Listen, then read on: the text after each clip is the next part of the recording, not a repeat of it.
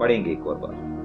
पहला तिमुथियुस दूसरा अध्याय आराधना संबंधी निर्देश। आराधना से संबंधित क्या है? निर्देश। निर्देश। ठीक, आगे पढ़ेंगे। अब मैं सबसे पहले यह आग्रह करता हूँ कि विनती, नंबर 1 विनती और प्रार्थनाएं, आगे और निवेदन और धन्यवाद सब मनुष्यों के लिए किए जाएं। विनती भी की जाए, निवेदन, विनती प्रार्थना भी किए जाए, निवेदन भी किए जाए और धन्यवाद। ठीक है, हाँ आगे। सब मनुष्यों के लिए किए जाएं। किसके लिए किए जाएं?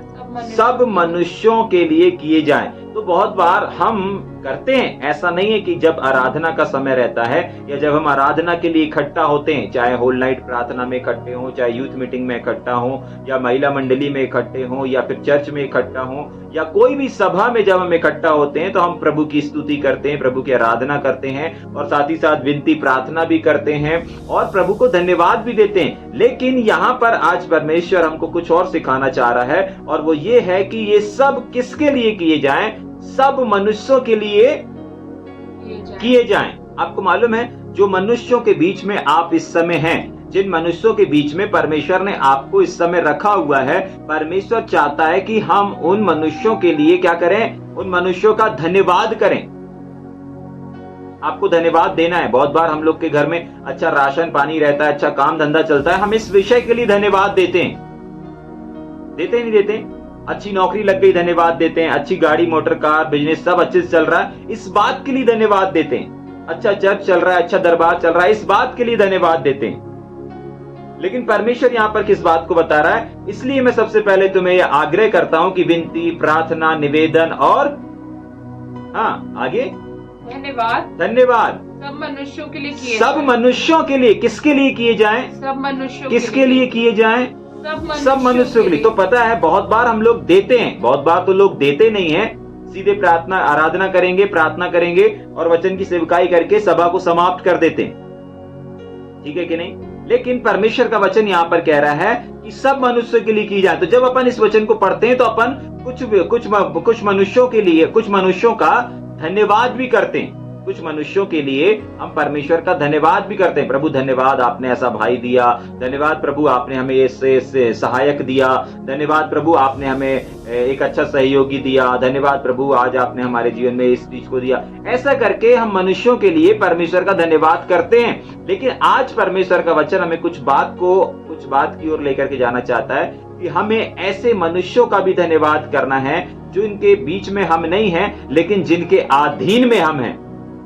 वापस हमको ऐसे मनुष्यों का भी धन्यवाद करना है जो हमको नजर नहीं आते लेकिन होते हैं। पढ़ेंगे क्या आगे उसके? राजाओं, नंबर 1 राजाओं।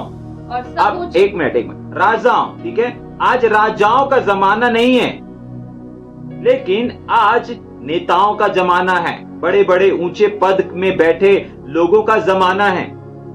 जागरे, पहले के समय में, पुराने के समय में राजा महाराजा अपनी प्रजा को और अपने उस राज्य को संचालन किया करते थे, चलाया करते थे।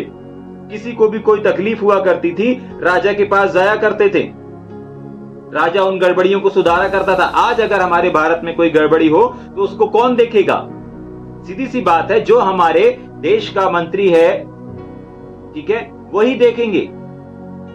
जो हमारे देश को चला रहे हैं वो देखेंगे। शासन प्रशासन अधिकारी मिलिट्री, अगर बॉर्डर पर कोई हमला होगा तो कौन देखेगा? जो बॉर्डर पे तैनात हैं और जिनके बीच में पूरी बटालियन है, जितनी फौज जिसके अंडर में है, मेजर साहब, ये लोग सब देखेंगे। कारगिल में कुछ होगा, कारगिल की सेना वहां पर संभालेगी उस मोर्चे को।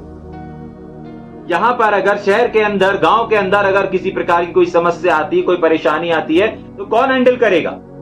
यहाँ के पुलिसकर्मी लोग हैंडल करेंगे। आपके गली मोहल्ले नुक्कड़ में अगर कोई केस होता है, कोई चोरी होती है, कोई मर्डर होता है, कोई लड़ाई झगड़ा होता है, आप फटाक से 100 नंबर डायल करते हैं तो कौन आता है? पुलिस आती है, सरकार के कुछ कर्मचारी लोग आते हैं। जाग रहे हैं? हाँ, ये आपके पास नहीं रहेंगे लेकिन होते हैं। आपकी गली मोहल्ले नगर में अगर लड़ाई झगड़ा नहीं हो रहा है, आपको आवश्यकता नहीं पड़ रही, इसका मतलब ये नहीं है कि ये लोग हैं नहीं, होते हैं। जाग रहे हैं? समझ में आ रहा है? तो परमेश्वर का वचन आज हमको इस बात को बोल रहा है कि आपको और हमको क्या करना है। जब भी आराधना के लिए इकट्ठा होते हैं, ठीक है, आराधना से संबंधित बातों को हम देख रहे हैं ना। हाँ, तो जब भी हम आराधना के लिए आराधनालय में इकट्ठा होते हैं, सभा में इकट्ठा होते हैं, हाउस चर्च में इकट्ठा होते हैं, तो हमको इस बात का याद रखना है, इस बात को ध्यान में रखना है कि आपको विनती, प्रार्थना, निवेदन सब मनुष्यों के लिए करना है। बहुत बार हम ऐसे मनुष्य को छोड़ देते हैं, कैसे मनुष्य को, जो हमको नजर नहीं आते। हमारे सामने अगर हमारे कोई पहचान का बैठा है तो हम आराधना में उसके लिए परमेश्वर का धन्यवाद कर देंगे। इस भाई का धन्यवाद प्रभु कि आपने हमें इस भाई को दिया, ठीक है, लेकिन साथ ही साथ हमें कुछ भाइयों का और धन्यवाद करना है जो आगे हमको पढ़ने मिलेगा। नंबर 1, राजा। राजा मतलब हर एक शासन, प्रशासन, अधिकारी जो कोई ऊंचे पद पर बैठे हैं। आगे क्या है? और सब ऊंचे पद, और सब ऊंचे पद। ये जो सब शब्द है ना, बहुत बार हम क्या अपने राज्य के लिए, अपने देश के लिए बस कर लेते हैं, ठीक है, लेकिन हमारे देश से जुड़े हुए हर एक सब मनुष्य, हर एक ऊंचे छोटे बड़े पद वाले जितने हैं, उन सब के लिए क्या करना है? उन सब का धन्यवाद करना है, उन सब के लिए विनती करना है, उन सब के लिए निवेदन करना है। जाग रहे? समझ में आ रहा है? ठीक, उसके आगे क्या लिखा हुआ है? ऊंचे पद वालों के निर्मित, हाँ, इसीलिए कि हम विश्राम और चैन के साथ, नंबर 1, हम विश्राम और चैन के साथ जीवन बिताएं। सबसे पहले प्रार्थना करना है, विनती करना है, निवेदन करना है, लेकिन एक और चीज को देखेंगे, क्यों करना है, ठीक है, क्यों करना है इनके लिए, ठीक है। मेरे साथ 1-2 वचन को निकाल करके पढ़ेंगे। क्या क्या देखने जा रहे हैं? क्यों हमको हर एक ऊंचे पद वालों के लिए क्या करना है? प्रार्थना करना है। समझ में आ रहा है या ऊपर से जा रहा है? जल्दी से निकालेंगे मेरे साथ। यिर्मयाह नबी की किताब, उसका 29 अध्याय, उसका 7 वचन और रोमियो 13 का 1। जल्दी से पढ़ेंगे। यिर्मयाह 29 और उसका 7, रोमियो 13 उसका पहला वचन। पहले यिर्मयाह 29 का 7 पढ़ेंगे। हाँ, परंतु जिस नगर में हाँ, मैंने तुमको बंदी करके हाँ, भेज दिया है। ध्यान से सुनिए, परमेश्वर का वचन कहता है, क्या देख रहे हैं अपन? क्यों हमको ऊंचे पद वालों के लिए प्रार्थना करना है? क्यों हमको शासन प्रशासन वाले लोगों के लिए प्रार्थना करना है? क्योंकि बाइबल बताती है, हाँ पढ़ेंगे, क्योंकि उनके कुशल का यत्न किया शुरू से पढ़ेंगे। परंतु जिस नगर में, हाँ, मैंने तुमको बंदी करा के भेज दिया है, मैंने तुमको बंदी करा करके भेज दिया है, उनके कुशल का यत्न किया करो। उनके कुशल के लिए क्या किया करो? प्रयास किया करो, कोशिश किया करो। जाग रहे? तो आप विनती में, आप प्रार्थना में, आपको क्या प्रार्थना करना है, क्या विनती करना है, ये इस बात को बता रहा है। आपको सिर्फ अपने कुशल और अपने फायदे और अपने प्रॉफिट को नहीं देखते रहना है, लेकिन आपको सामने वाले के लिए भी क्या करना है? उसके कुशल के लिए, उसके कुशल के लिए प्रार्थना करना है, विनती करना है, निवेदन करना है। जाग रहे? और क्यों करना है? क्योंकि बाइबल बताती है परमेश्वर ने हमको इस नगर में रखा है, परमेश्वर ने आपको इस शहर में, इस देश में रखा है। इसलिए आपका कर्तव्य है कि आप अपने देश के लिए, अपने देश के कुशल के लिए, अपने नेताओं के कुशल के लिए और उनके उद्धार के लिए क्या करो? प्रार्थना करो, विनती करो, धन्यवाद करो परमेश्वर का।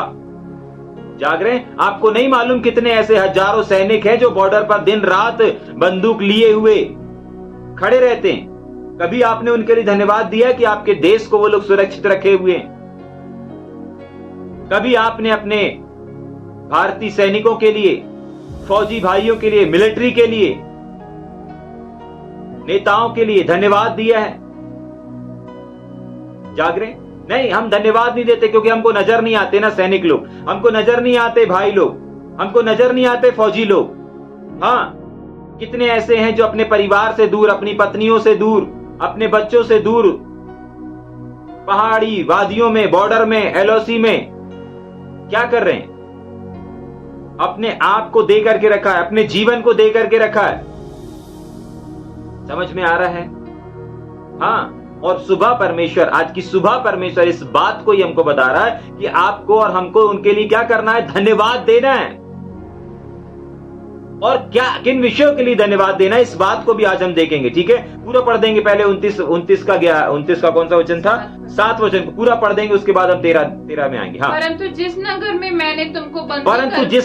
में मैंने तुम्हें बंदी करके भेजा है, उनके कुशल का यत्न किया करो। उनके कुशल का यत्न किया। अगर आज सुबह हम आपसे पूछें कि आपने अपने देश के कुशल के लिए क्या किया, सुबह से उठ गए हैं आप, अभी सुबह उठने के बाद आप कहां चले गए? किचन में चले गए। अपने बच्चे के कुशल के लिए आपने लंच बना दिया, खाना बना दिया, टिफिन लगा दिया, नाश्ता तैयार कर दिया, बस खत्म आपका जीवन, समाप्त आपका दिन। क्या किया? अगर आप ऑफिस जाने वाले हैं, आपकी पत्नी ने आपको टिफिन दिया, पैक किए आपने और चल दिए सीधे ऑफिस, दिन भर ऑफिस में रहे, वापस आने के बाद प्रभु धन्यवाद, अच्छा काम चला, अच्छा बिजनेस चला, धन्यवाद प्रभु। देश के लिए क्या किया? ऊंचे पद वालों के लिए क्या किया? शासन प्रशासन के लिए क्या किया? हम शासन प्रशासन से उम्मीद करते हैं कि शासन प्रशासन हमारे लिए काम करे, लेकिन बाइबल ऐसा नहीं बताती। बाइबल बताती है कि आपको भी आपके शासन प्रशासन अधिकारी देश, प्रदेश, राज्य, नगर, शहर के लिए कुछ करना है। अगर आप अपने देश के लिए कुछ नहीं कर सकते तो आप अपने देश से भी कुछ अपेक्षा मत करिए। अगर आप अपने राज्य के लिए कुछ नहीं कर सकते तो आप अपने राज्य से भी कुछ अपेक्षा मत करिए। जाग रहे हैं? हाँ, आप कर सकते हैं अपेक्षा, आप कर सकते हैं कि हमारे देश के मंत्री कुछ करेंगे, कुछ अच्छा करेंगे, कुछ भला करेंगे, आपके राज्य के लोग, आपके राज्य के शासन प्रशासन लोग अच्छे से करेंगे कुछ, आप कर सकते हैं, उम्मीद कर सकते हैं। लेकिन कब कर सकते हैं? जब आप परमेश्वर के वचन के अनुसार उनके लिए सबसे पहले क्या कर रहे हैं। पौलुस ने कहा ना अभी तीमुथियुस की किताब में कि मैं सबसे पहले तुम्हें आग्रह करता हूं। जाग रहे? सबसे पहले हमारा काम यही होना चाहिए। समझ में आ रहा है? आज सबसे पहले क्या हो रहा है? सुबह उठ रहे हैं, क्या हो रहा है? आराधना के लिए इकट्ठा हो रहे हैं, क्या हो रहा है? धन्यवाद गीत गाने लगे, अन्य भाषा में प्रार्थना करने लगे। जाग रहे? क्या कर रहे हैं? सुबह उठ के क्या कर रहे हैं? डेली डिमोशन कर रहे हैं, परमेश्वर से भीख मांग रहे हैं, ठीक है। अपने शासन प्रशासन, अपने देश के लिए क्या कर रहे हैं? आपको मालूम है देश इसलिए नहीं बदल रहा है क्योंकि लोग अपने में लगे हुए हैं। देश के बारे में कोई सोचता नहीं, अपने राज्य के बारे में कोई सोचता नहीं, अपने देश की उन्नति के बारे में कोई सोचता नहीं। लेकिन आज की सुबह परमेश्वर का वचन आपके पास इसलिए आया है। बहुत सारे लोगों के, बहुत सारे शहरों में, बहुत सारे नगरों में, बहुत सारे राज्यों में आज सताव चल रहा है ना। हाँ, क्यों सताव चल रहा है? क्योंकि लोग अपनी कलीसिया, अपनी मंडली, अपने लोगों के लिए प्रार्थना करने में लगे हुए हैं, उनको आशीष देने में लगे हुए हैं। लेकिन परमेश्वर का वचन हमको इस प्रकार से बताता है कि हमको वैसा नहीं करना है। हाँ, हमको हमारे राज्य के लिए, हमको हमारे देश के लिए प्रार्थना करना है। हर एक एक छोटे बड़े शासन प्रशासनों के लिए हमको क्या करना है? प्रार्थना करना है, विनती करना है। क्योंकि परमेश्वर ने हमें वहां पर बंदी करा करके भेजा हुआ है और साफ लिखा हुआ है कि उसके कुशल के लिए। आपको लग रहा है ना कि आपके देश में कुछ गलत हो रहा है, आपको लग रहा है ना कि आपके राज्य में कुछ गलत हो रहा है, भ्रष्टाचार हो रहा है, छोटी छोटी बच्चियों का रेप हो रहा है, चोरियां हो रही हैं, बुजुर्गों की चैन छीन छीन के भागी जा रहे हैं, बहुत सारी जगहों पर गलत हो रहा है ना। आपको लग रहा है ना, आपको दिख रहा है, आप देखते हैं एंटरटेनमेंट के लिए, न्यूज में देखते हैं, अरे ऐसा नहीं वैसा होना चाहिए था, यहां पे भी सीसीटीवी कैमरा होना चाहिए था, नहीं इसको ऐसा नहीं वैसा करना था, वैसा नहीं वैसा। हम घर में बैठ करके एक कोने पर, एक बिस्तर पर, एक बेड के ऊपर ऐसे बहुत सारे ढेर सारे कमेंट्स कर देते हैं। लेकिन कमेंट्स करने से हमारा देश नहीं बचेगा, कमेंट्स करने से हमारे राज्य में बदलाव नहीं आएगा, कमेंट्स करने से, टिप्पणियां करने से हमारे जीवन से सताव खत्म नहीं होगा, हमारे देश से, हमारे राज्य से सताव खत्म नहीं होगा। जाग रहे? आज अगर आप भक्ति और चैन के साथ जीवन नहीं बिता पा रहे हैं, उसका कारण सरकार नहीं है, उसका कारण आप खुद हैं। जाग रहे? हाँ, उसमें सरकार को दोष मत दीजिए कि ये सरकार आ गई है, वो सरकार आ गई है, ये लोग आ गए हैं, वो लोग आ गए हैं, ये नेता आ गए हैं, वो नेता आ गए हैं। नहीं, उसका सबसे बड़ा कारण आप हैं, मसीह संसार है। आज जहां पर सबसे ज्यादा सताव चल रहा है ना, या जहां जिन जिन क्षेत्रों में सताव चल रहा है, और जो पास्टर या जो सेवक ठीक रीति से काम नहीं कर पा रहा है, वो इसलिए काम नहीं कर पा रहा है क्योंकि वो अपने राज्य के लिए, वो अपने देश के लिए विनती और प्रार्थना और निवेदन नहीं कर रहा है सबसे पहले। जाग रहे? फॉर्मेलिटी के लिए नहीं कि रट लिया है हमने, बिना वचन के नहीं, वचन के साथ। रटा रटाई प्रार्थना नहीं करना है, बोझ के साथ करना है। मैंने कुछ सेवकों को देखा है, हम राज्य के लिए प्रार्थना करते हैं, इसके लिए प्रार्थना करते हैं, शासन प्रशासन के लिए प्रार्थना करते हैं, ये रटी रटाई प्रार्थना होती है। जितने शब्द आप ले रहे हैं, उन हर एक शब्द के लिए एक वचन बाइबल के अंदर पाया जाता है। आपको मालूम है परमेश्वर ने ये पूरे राष्ट्र को हमारे हाथों में देकर के रखा है। जाग रहे हैं?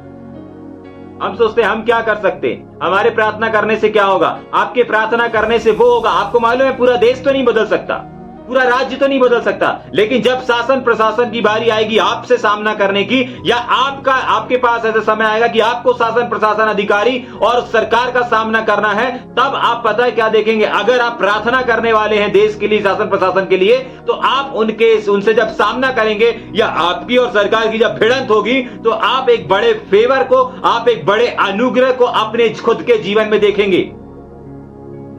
जाग रहे? लेकिन अगर आप प्रार्थना करने वाले नहीं होंगे, किसके लिए? देश के लिए, शासन के लिए, प्रशासन के लिए, अधिकारियों के लिए, तो आपको उनका फेवर कभी नहीं मिलेगा, कभी नहीं मिलेगा। याद रखिएगा। जाग रहे हैं? समझ में आ रहा है? और इसीलिए यही वजह है कि पौलुस इस बात को बोल रहा है कि सबसे पहले मैं तुम्हें आग्रह करता हूं, सबसे पहले मैं तुम्हें इन बातों को बताता हूं, सबसे पहले मैं तुम्हें इन बातों को सिखाता हूं। जाग रहे? एक और वजह देख करके आगे चलेंगे क्या? पूरा हो गया ये वाला 29-11? नहीं, पूरा पढ़ देंगे जल्दी से। यत्न किया करो, कोशिश किया करो आगे, और उनके हित के लिए, उनके फायदे के लिए, देश के फायदे के लिए आपको करना है। यहोवा से प्रार्थना किया करो। हाँ, हमारे देश का फायदा हो, हमारे देश की उन्नति हो, हमारे राज्य की उन्नति हो, हमारे राज्य में कल्याण आए, इसके लिए प्रार्थना करना है। पौलुस यहाँ पर बता भी रहा है, परमेश्वर का वचन बता भी रहा है कि आपको देश के लिए क्या प्रार्थना करना है, क्या मांगना है। खराब सिचुएशन सुधर जाए ये नहीं करना है, लेकिन क्या मांगना है ये भी बताया जा रहा है। उनके कुशल के लिए, उनके भलाई के लिए। ये अच्छे से काम नहीं कर रहा, ये नेता अच्छे से काम नहीं कर रहा, ये पद वाला अच्छे से काम नहीं कर रहा, इसके लिए आपको प्रार्थना नहीं करते रहना है। आपको प्रार्थना ये करना है कि हमारे देश का भी उद्धार हो, हमारे देश का भी कल्याण हो, हमारे देश का भी फायदा हो। ठीक, आगे। रोमियो 13:1। हाँ, हर एक व्यक्ति, हर एक इंसान शासकीय अधिकारियों के अधीन रहे, अधीन में रहे। ठीक है कि नहीं? रुकिए, अधीन में रहने का मतलब क्या है? अगर सरकार की तरफ से कोई नियम बना है, कोई कानून बना है, तो आप उस कानून का जब तक पालन कर रहे हैं तब तक आप अधीन में हैं। लेकिन जैसे ही आप उस कानून का उल्लंघन करते हैं, वैसे ही आप क्या करते हैं? अधीनता से बाहर हो जाते हैं। और जब एक व्यक्ति कानून के अधीनता से बाहर हो जाता है, तब वो परमेश्वर के ग्रेस को अपने जीवन में नहीं देखेगा, परंतु परमेश्वर के क्रोध को अपने जीवन में देखेगा। समझ पा रहे हैं? सरकार के फेवर को नहीं देखेगा, परंतु सरकार के विरोध को देखेगा। क्यों? क्योंकि वो कानून के अधीन में नहीं है, कि उसने कानून का उल्लंघन कर लिया। एक पुलिस वाले के सामने से आप अगर बाइक से जा रहे हैं, हेलमेट लगा करके जा रहे हैं, आपको कभी रोकेगा? नहीं रोकेगा, आपको बाइज्जत वो जाने देगा। हाँ, समझ में आ रहा है? लेकिन अगर आप पुलिस वाले के सामने, ट्रैफिक पुलिस वाले के सामने से अगर बाइक में जा रहे हैं और बिना हेलमेट के जा रहे हैं, तो वो आप कितने भी बड़े व्यक्ति क्यों ना रहे हैं, वो जरूर रोकेंगे। क्यों? क्योंकि उनको मालूम है कि ये व्यक्ति जो बाइक से आ रहा है बिना हेलमेट के, ये कानून का विरोध कर रहा है, कानून का उल्लंघन कर रहा है, और ये कितना भी बड़ा व्यक्ति क्यों ना हो, इसको मुझे रोकना है। समझ पा रहे हैं? हाँ, मसीह संसार में भी अगर हम देखें, बहुत सारे ऐसे हैं जो परमेश्वर से अधिकार को प्राप्त करके कानून के अधिकार को लेकर के काम नहीं करना चाहते। सरकार ने भी नियम बनाया, कानून बनाया है कि मेरे लोग इस प्रकार से काम करें, लेकिन बहुत बार हम लोग ज्यादा भक्ति भाव बन करके, बिना किसी सरकार के अधिकार के हम चर्च चलाते रहते हैं, सेवकाई करते रहते हैं। कहां से हम परमेश्वर के बड़े अनुग्रह को देखेंगे? कहां से हम परमेश्वर के बड़े अभिषेक को देखेंगे? कहां से परमेश्वर हमको बढ़ाएगा? जाग रहे? समझ में आ रहा है? हाँ, वापस पढ़ेंगे क्या 13 वचन? हर एक व्यक्ति, हर एक इंसान शासकीय अधिकारियों के अधीन, हर एक सरकार के और सरकार के अधिकारों के क्या रहे? अधीन में रहे। अगर नियम बनाया गया है कि आप लाइसेंस लो, अथॉरिटी लो, उसके बाद काम करो, सेवा करो, करते रहो, हाँ, तो आपको करना है। हाँ, आगे।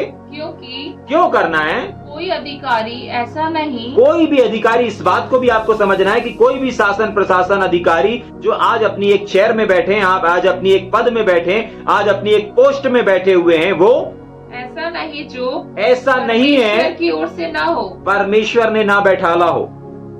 याद रखिएगा, आपने वोट देकर के उनको नहीं बैठाल दिया है। समझ पा रहे? आपने उनको वोट देकर के नहीं जिता दिया है, परमेश्वर है जिसने बिठाला है। बहुत बार लोग बोलते हैं इस मशीन से गड़बड़ हो गया, उस मशीन से गड़बड़ हो गया, यहां से गड़बड़ हो गया, वहां से गड़बड़ हो गया। अरे बाइबल बताती है ऐसा कोई पद नहीं है जिसने उस पद के ऊपर परमेश्वर ने उसको ना बिठाल करके रखा हो।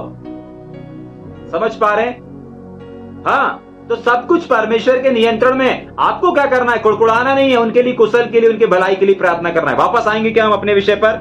हाँ, आगे। पहला तीमुथियुस 2 अध्याय। हाँ, राजाओं और सब ऊंचे पद वालों के निर्मित, हाँ। इसलिए कि हम विश्राम और चैन के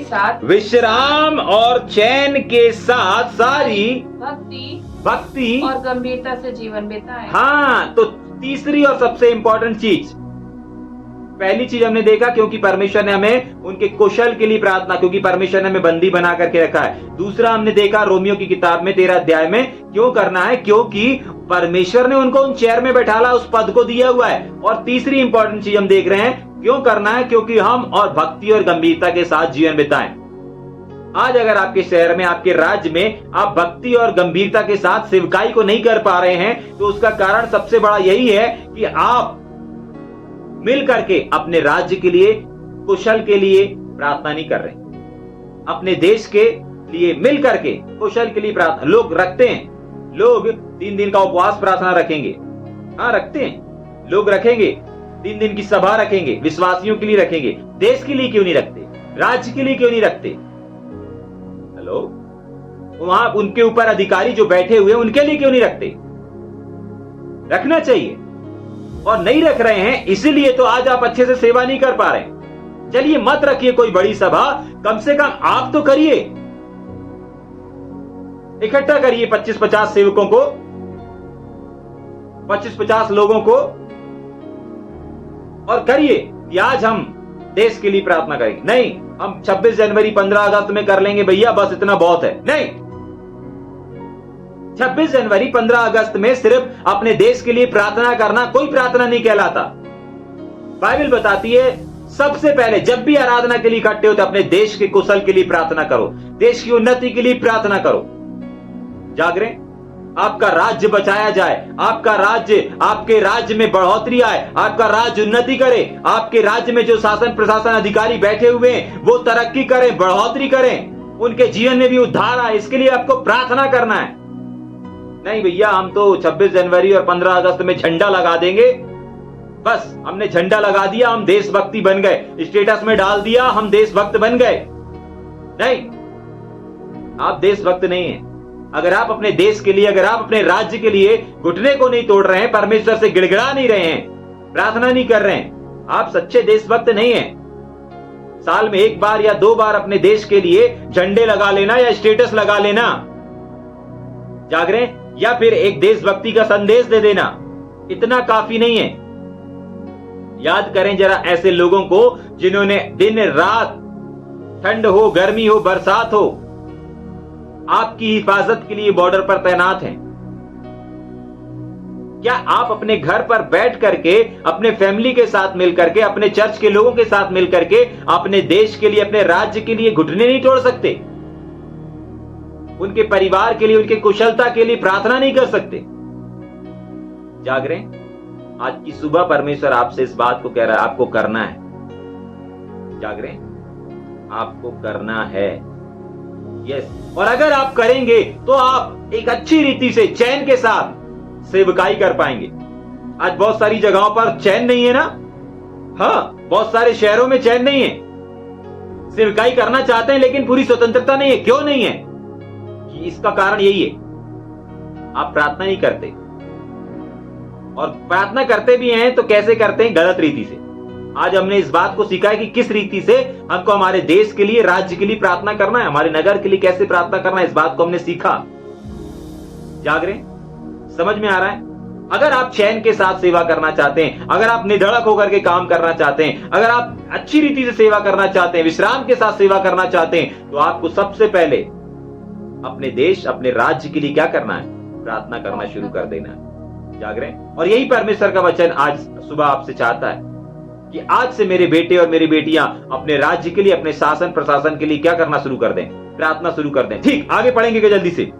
यह हमारे उद्धारकर्ता परमेश्वर को यह चीज ऐसा करना, ध्यान से सुनेंगे, यह चीज हमारे उद्धारकर्ता जीवित परमेश्वर को अच्छा लगता है और भाता भी है। जरा सोचें, लोग परमेश्वर को खुश करने के लिए क्या क्या कितने जतन कर रहे हैं, परमेश्वर को खुश करने के लिए कितनी चीजों को कर रहे हैं, भक्ति को कर रहे हैं, उपासना को कर रहे हैं, अपने आप को तकलीफ दे रहे हैं। परमेश्वर खुश हो जाए, परमेश्वर खुश हो जाए, परमेश्वर खुश हो जाए, परमेश्वर प्रसन्न हो जाए।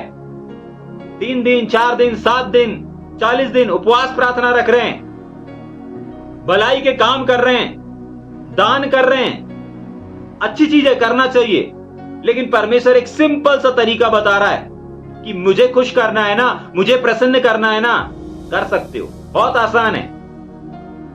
जब जब आराधना करने बैठते हो, जब जब उपासना करना बैठते हो, जब जब आराधना करने के लिए बैठते हो, अपने देश के लिए, अपने देश के कल्याण के लिए, अपने ऊंचे पद वालों के लिए प्रार्थना करो, उनके उद्धार के लिए प्रार्थना करो, उनकी भलाई के लिए प्रार्थना करो। ऑटोमेटिक मैं क्या हो जाऊंगा। और जो लोग करते हैं उनसे परमेश्वर खुश है। याद रखिएगा, अगर आप हर मीटिंग में, हर सभा में, जब भी आप आराधना के लिए इकट्ठा होते हैं, अगर आप अपने देश, अपने राज्य के लिए प्रार्थना कर रहे हैं, तो निश्चय जानिए कि परमेश्वर आपसे प्रसन्न है और परमेश्वर आपको एक बड़े प्रतिफल को भी देगा। समझ में आ रहा है?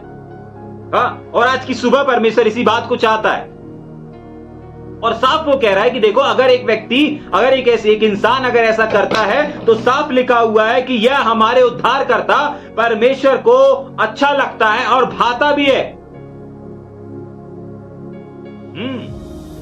जाग रहे?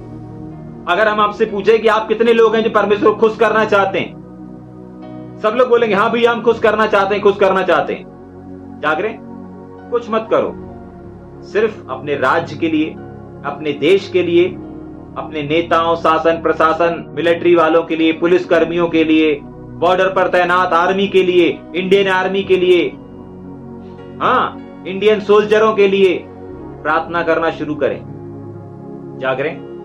हाँ, परमेश्वर का वचन आज चाहता है सिर्फ हम 26 जनवरी और 15 अगस्त को ना मनाते रहें। जाग रहे?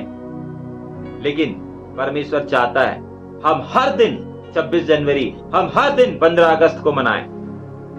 हमारे जीवन से, आपको मालूम है, अगर आप प्रतिदिन उठ करके अपने प्रतिदिन आप आराधनालय में अगर इस तरीके से काम करेंगे, प्रतिदिन अगर आप अपनी दिनचर्या में अपने देश, अपने शासन प्रशासन के लिए प्रार्थना करेंगे ना, तब जाकर के आप एक सच्चे और एक अच्छे देशभक्त कहलाएंगे। 26 जनवरी और 15 अगस्त में सिर्फ अपने देश के लिए प्रार्थना कर लेना और अपने सिर्फ देश के लिए निवेदन कर लेना, विनती कर लेना और अपने देश के पुरानी चीजों को याद कर लेना, ये देशभक्ति के गीत को सुन लेना आपको देशभक्त नहीं बना देता। अगर आप एक देशभक्त कहलाना चाहते हैं, अगर आप देश का सच में कल्याण चाहते हैं, सच में उन्नति चाहते हैं, तो आपको प्रतिदिन अपने देश के लिए, अपने राज्य के लिए प्रार्थना करना पड़ेगा। तब जाकर के आप एक सच्चे और अच्छे एक देशभक्त कहलाएंगे। जाग रहे? हाँ, 26 जनवरी आ रही है, 15 अगस्त आ गया है, क्या करें? स्टेटस लगा देते हैं, झंडे लगा देते? नहीं, उससे देशभक्त नहीं कहलाएंगे। अगर आप अपने देश के लिए प्रतिदिन प्रार्थना करते हैं, प्रतिदिन घुटने तोड़ते हैं, तब जाकर के आप एक सच्चे और अच्छे देशभक्त कहलाएंगे, अन्यथा नहीं कहलाएंगे। अगर आप प्रतिदिन प्रार्थना कर रहे हैं, अगर आप प्रतिदिन अपनी सभाओं में किस चीज को कर रहे हैं, अपने देश के कल्याण के लिए प्रार्थना कर रहे हैं, तब तो आप 26 जनवरी मनाइए, तब तो आप 15 अगस्त को मनाइए। क्यों? क्योंकि आपने हर दिन अपने देश के लिए प्रार्थना किया है, हर दिन आप अपने देश के लिए प्रार्थना कर रहे हैं। और आज परमेश्वर ऐसे लोगों को देख रहा है, हाँ, ऐसे लोगों को ढूंढ रहा है जो बाड़े को सुधारे, जो देश को सुधारे। बहुत आसान है देश के लिए, राज्य के लिए नेगेटिव कमेंट्स को करना, और आपको मालूम है बहुत आसान है अपने राज्य को जीत लेना, लेकिन हम जीतना नहीं चाहते, हम जीतना नहीं चाहते। जाग रहे हैं? क्या कोई मुश्किल काम है अपने घर पर बैठ करके अपने राज्य के लिए, अपने शासन प्रशासन के लिए दुआ करना, प्रार्थना करना? कोई कठिन काम है क्या? कोई टैक्स लग रहा है, कोई जीएसटी लगा दी है सरकार ने कि आप घर पे बैठ करके अपने देश के लिए प्रार्थना नहीं कर सकते? नहीं, आप कर सकते हैं, अपने परिवार के साथ कर सकते हैं। 10-15 यूथ को बुला करके, सेवकों को बुला करके अपने राज्य के लिए प्रार्थना कर सकते हैं, निवेदन कर सकते हैं। जाग रहे हैं? समझ में आ रहा है? और अगर आप ऐसा करेंगे तभी आप एक सच्चे देशभक्त कहलाएंगे, तभी आप एक भारतीय नागरिक कहलाएंगे। जाग रहे हैं? हाँ, अन्यथा आप भारतीय नागरिक नहीं कहलाएंगे। समझ में आ रहा है या ऊपर से जा रहा है?